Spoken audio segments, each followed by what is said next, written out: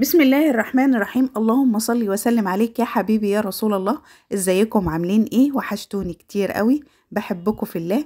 هنعمل النهاردة حالة بارد حلو قوي، هيرطب علينا الحر الصعب اللي احنا فيه، هيخلينا منتعشين، هيدينا طاقة حلوة قوي ويبرد على قلبنا وسهل ولذيذ ومش هياخد مننا 10 دقايق.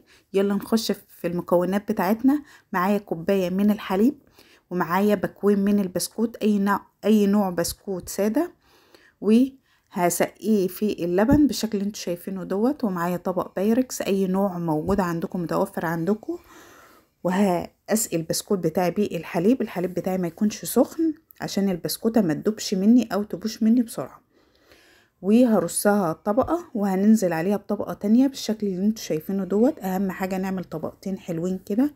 اللي عاوز يزود ويعمل طبقة تالتة ممكن عادي، بس طبقتين حلوة قوي كفاية بالشكل اللي انتوا شايفينه دوت. اهم حاجة نسويه ويبقى طبقة حلوة كده وفوقها طبقة تانية.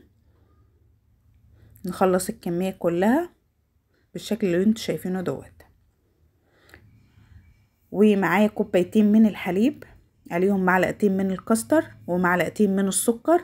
هندوبهم على البارد حلو قوي زي ما انتوا شايفين كده، وهنولع عليهم النار لغايه ما يبقى قوامهم كريمي. اهم حاجه ما نبطلش تقليب علشان ما تكتلش معايا، تبقى قوامها كريمي بالشكل اللي انتوا شايفينه دوت. وهننزل على البسكوت وهنسويها بالشكل القمر اللي انتوا شايفينه دوت. لايك وشير وكومنت حلو كده علشان الفيديو بتاعي يوصل لاكبر عدد ممكن. معايا موز، ممكن تستبدلي الموز بفراولة، هيدي طعم حلو برضو، حلو جدا. الموز مع جيلي الفراولة هيديكي شكل وطعم حلو.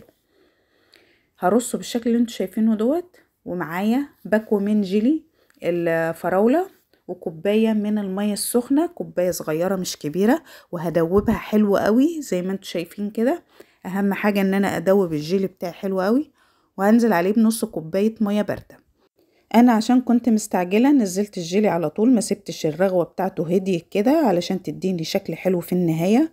زي ما انتوا شايفين كده هدخلته التلاجة، قعد ساعتين يتماسك، طلع بالشكل ده. انتوا ممكن تسيبوه الجيلي بتاعكو يهدى شوية كده والرغوة بتاعته تروح علشان ما يبقاش بالمنظر اللي انتوا شايفينه دوت، ويطلع شكله متماسك وشكله حلو كده وملمسه ناعم وشكله جميل زي ما انتوا شايفين كده. وهنقطعه بالشكل اللي انتوا شايفينه دوت، اي تقطيعة انتوا حابينها وتفضلوها. وهنطلع قطعة كده نشوف الطبقات بتاعتها ونشوف جمالها زي ما انتوا شايفين كده. بألف هنا. يا رب الوصفة بتاعتنا تعجبكم وتنور رضاكم. ما تنسوناش باللايكات. شايفين ما شاء الله على جمالها، متماسكة وطبقات حلوة جدا. بألف هنا. يا رب يحسن ما بين ايديكم وتعملوا الافضل والاحسن.